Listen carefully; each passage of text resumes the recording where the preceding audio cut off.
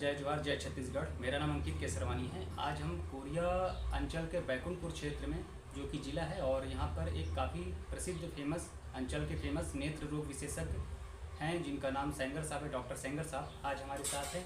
इनके साथ हम बात करेंगे, चर्चा करेंगे और जानेंगे कि इस मौसम में आँखों से संबंधित किस तरह की समस्याएँ लोगों को आ रही हैं और क्या करके हम इनसे बच सकते हैं और इनका सरकारी कार्यकाल कैसा था और अंचल में बैकुंठपुर में काम कर रहे थे, इनका कैसा एक्सपीरियंस रहा। सबसे पहले डॉक्टर साहब आपका बहुत बहुत स्वागत है। Thank you. मैं डॉक्टर आर एस सेंगर 2007 से बैकुंठपुर में काम कर रहा हूँ और मैंने नौकरी ज्वाइन की थी 1993 में अंबिकापुर में। जब से लगातार आँखों के ऑपरेशन करना, कैंप अटेंड करना लगातार करता रहा। 2007 से मैं कोरिया ज़िले में काम कर रहा हूँ। यहाँ भी मैंने काफ़ी सारे ऑपरेशन किए कैंप में जा कर के और यहाँ की जनता अच्छी है। छोटी जगह थी, धीरे धीरे विकास हो रहा है। ज़िला बनने के बाद में काफ़ी कुछ परिवर्तन हुए इसमें। पहले लोग पसंद नहीं करते थे, आना नहीं चाहते थे, लेकिन मेरा अनुभव ऐसा है कि जब से मैंने ज्वाइन किया उसके बाद से काफ़ी विकास देखने को मिला है। काफ़ी सारे लोग आए हैं, लोगों का इंटरेस्ट पैदा हुआ है। यहाँ बहुत अच्छी जगह है, ठंडी जगह है, फॉरेस्ट है और कंक्रीटीकरण नहीं है तो गर्मी भी काफ़ी कम रहती है। लेकिन इस साल ऐसा लग रहा है गर्मी काफ़ी बढ़ेगी।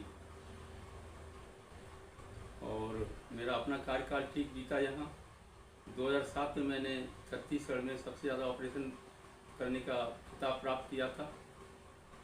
उसके बाद 2 बार और मैंने खिताब प्राप्त किए, एक बार सेकंड, एक बार थर्ड। आज वर्तमान में मैं यहाँ सीएमएचओ के पद पर हूँ, आई स्पेशलिस्ट भी हूँ, ज़िले में काम करता हूँ अभी भी।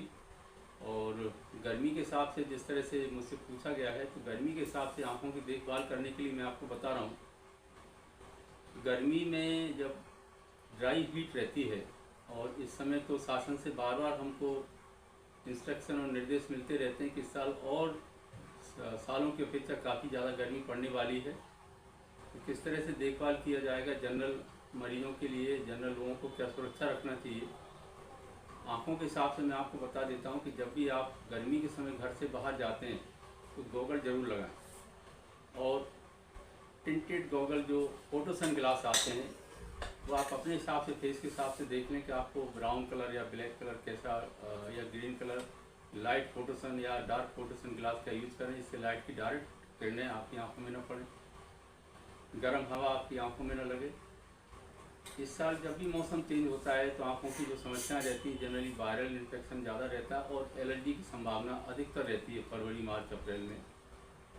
यहाँ इस एरिए में महुआ, आम ज़्यादा फूल खिलते हैं और आँखों में एलर्जी अधिकतर फूलों के परागकणों से रहती है। जिस मौसम में जब बसंत ऋतु आती है अधिकतर फूल खिलते हैं, परागकण काफ़ी सारी मात्रा में हवा में सस्पेंड करते रहते हैं, तैरते रहते हैं। जब आँखों के संपर्क में आते हैं तो आँखों में खुजली होना, आँख लाल होना, आँख से आंसू आना, ये आँखों की समस्याएं पैदा होती हैं। इसके लिए कुछ दवाइयाँ रहती हैं जिनका उपयोग करने से 1-2 महीने तक, 2.5 महीने तक ये परेशानी चलती है। जब मौसम गर्म ज़्यादा होने लगता है तो ऑलरेडी फूलों के परागकण या फूल ख़त्म हो जाते हैं तो एलर्जी अधिकतर ख़त्म हो जाती है। गर्मी से बचाव के लिए सिर्फ आपको यही करना है कि आपको चश्मा गॉगल से बड़ी साइज के लगा के रखेंगे। इसके अलावा आँखों में जो एक कॉमन अधिकतर जो मैं देखने को मुझे मिला है, शुरू से हर मौसम में ये परेशानी रहती है। आजकल कंप्यूटर का युग है, मोबाइल का युग है। अधिकतर बच्चे, माँ बाप बच्चों को मोबाइल दे देते हैं। घर में दोनों माँ बाप काम करने वाले हैं, बच्चों को बिजी रखने के लिए मोबाइल पकड़ा देते हैं। शुरू से ये बच्चों को मोबाइल देखने की आदत पड़ जाती है। आवश्यकता है तब तो ठीक है, लेकिन छोटे छोटे बच्चे गेम खेल रहे हैं, लगातार मोबाइल से चैटिंग कर रहे हैं। ऐसी कंडीशन में आँखों की समस्या पैदा होती है। मोबाइल की वजह से आँख ड्राई हो जाती है, सूखने लगती है। बार बार बच्चे लोग आँख बार बार बंद करते हैं, बार बार आँख चलाते हैं, गड़ने का अनुभव होता है, लाइट देखने में परेशानी आती है, लाइट और हवा लगने से थोड़ी तुरंत आंसू आ जाता है, जलन महसूस होती है। जलन होना, गड़ना, आंसू आना, ये मोबाइल और कंप्यूटर की देन रहती है। काफ़ी ज़्यादा यूज़ करते हैं तो उसके बाद आँखों में जो काली पुतली रहती है, जिसको कॉर्निया बोलते हैं हम लोग अपनी भाषा में, उसमें छोटे छोटे दाग जैसे पड़ जाते हैं, हल्के हल्के गड्ढे जैसे हो जाते हैं, जिससे अधिकतर गड़ने का अनुभव होता है। ये सब बीमारियां ठीक होने वाली रहती हैं, लेकिन जो मूल कारण है मोबाइल और कंप्यूटर, उससे अगर बचाव किया जाए तो जो बच्चे हैं जिनको नाजायज रूप से जो मोबाइल का उपयोग करते हैं, माँ बाप उनको ध्यान रखें और उनको मोबाइल देना बंद कर दें। हैं। और पूरे पैन इंडिया में देखा जाए तो मद्रास, जो कि चेन्नई बोलते हैं, तो चेन्नई भागते हैं। तो क्या बैकुंठपुर क्षेत्र में ऐसी सुविधा या कोरिया इस जिले में, इस संभाग में ऐसा सुविधा है कि उधर ना जाना पड़े, हम यहीं पर रह के सब कुछ करवा सकते हैं? क्या इस ऐसा संपन्न हो चुका है बैकुंठपुर? ये तो बहुत कॉमन चीज़ है लेंस लगाना, आज से नहीं। ये करीब 2007 से मैं हूँ, तब से तो कंटिन्यू आँख में ऑपरेशन, जितने ऑपरेशन हो रहे हैं सब लेंस वाले ऑपरेशन हो रहे हैं। तो लेंस लगाने के लिए या लगवाने के लिए बाहर जाने की आवश्यकता नहीं रहती है। अधिकतर ऑपरेशन 99% कोई कॉम्प्लिकेशन हो बात अलग है, अदरवाइज 100% ऑपरेशन लेंस वाले ही हो रहे हैं। सबको लेंस लगाए जाते हैं। एक उम्र के बाद जो मोतियाबिंद बनता है वो, और जो किसी को चोट लगने से या जन्मजात जिनको मोतियाबिंद है, छोटे छोटे बच्चे, उनके भी ऑपरेशन होते हैं। यहाँ बेहोशी के डॉक्टर हैं, बेहोशी देकर छोटे 2 साल से ऊपर के बच्चों के सबके ऑपरेशन यहाँ किए जाते हैं, लेंस लगाए जाते हैं। और किसी दूसरी बीमारियों को वैसे भी जो सेकेंडरी कैटरेक्ट बोलते हैं, उसका सबका इलाज संभव है यहाँ। जहाँ तक आपने मद्रास का नाम लिया तो वो आज ठीक है, बहुत अच्छा इंस्टीट्यूशन है, इंडिया का माना हुआ, बल्कि एशिया का माना हुआ इंस्टीट्यूशन है वो शंकर नेत्रालय। तो वहाँ जाने के लिए जैसे पीछे पर्दे से संबंधित समस्याएं हैं जो यहाँ कहीं आसपास संभव नहीं है। अब तो पीछे पर्दे का ऑपरेशन भी हमारे नज़दीक में रायपुर में होता है, बिलासपुर में भी है, और सब जगह लगभग होने लगा है। लेकिन क्योंकि शंकर नेत्रालय बहुत अच्छी जगह है और हर तरह की सुविधाएं हैं, एक एजुकेशन का सेंटर भी है, रिसर्च सेंटर है, इसलिए वहाँ लोग ज़्यादा जाना पसंद करते हैं और अच्छा भी है। लेकिन जो लोग नहीं जाना चाहते हैं या जो लोग पुअर हैं, उनके लिए सुविधाएं उपलब्ध हैं। और डॉक्टर साहब, बैकुंठपुर में इस क्षेत्र में शहर की, केवल शहर की बात करते हैं, किस तरह के ज़्यादा केसेस आते हैं? और कभी ऐसा कुछ रहा है कि बहुत ज़्यादा सीवियर है, हैंडल करना मुश्किल हो गया, कभी कोई ऐसा केस? नहीं, ऐसा कुछ नहीं है। ऐसी जो कॉमन बीमारियाँ सब जगह, कॉमन बीमारियाँ हैं जो सब जगह होती है, वही बैकुंठपुर में होती हैं, अलग से कुछ नहीं है। कभी एक्सीडेंट वगैरह होता है, उस समय थोड़ी समस्या रहती है। आँख जो है बहुत छोटा एक सेंसिटिव और छोटी पार्ट है आँख, और बहुत आवश्यक अंग है शरीर का। उसमें बहुत छोटी चीज़ रहती है, अगर थोड़ी भी चोट लगती है, चोट लगने के बाद में कुछ पार्ट हैं अगर वो डैमेज हो जाते हैं तो मुसीबत होती है।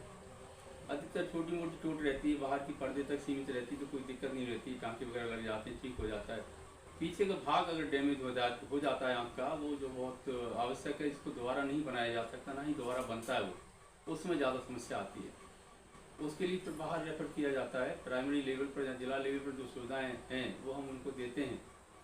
पीछे के भाग से संबंधित समस्याएं हैं तो वो यहाँ संभव नहीं है, फिर रायपुर या फिर जैसा आपने नाम लिया शंकर नेत्रालय, वहाँ भेजा जाता है।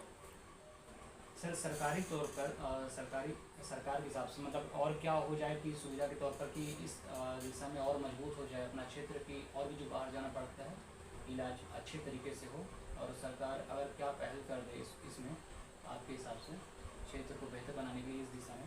अब तो ये बड़ी खुशी की बात है कि हमारे ज़िले के स्वास्थ्य मंत्री हैं, सरल, सुलभ और बुद्धिमान हैं। उनसे मेरी चर्चा भी हुई है, तो उन्होंने स्पष्ट रूप से कहा है कि डॉक्टर साहब, कोरिया ज़िले के अस्पताल को हमको एक मॉडल अस्पताल के रूप में डेवलप करना है। और मॉडल अस्पताल के रूप में डेवलप करने का मतलब ये काफ़ी सारी सुविधाएं, जो मेडिकल कॉलेज लेवल की सुविधाएं, वो हमको यहाँ मिल जाएंगी। और एमसीवी में मेडिकल कॉलेज के लिए भी उद्घाटन के लिए तो ज़मीन का उद्घाटन हो चुका है, घोषणा कर दी गई है, उसको बनने में अभी समय लगेगा। और मुझे ऐसी उम्मीद है कि मंत्री जी की, हमारी की इच्छा शक्ति बहुत अच्छी प्रबल है।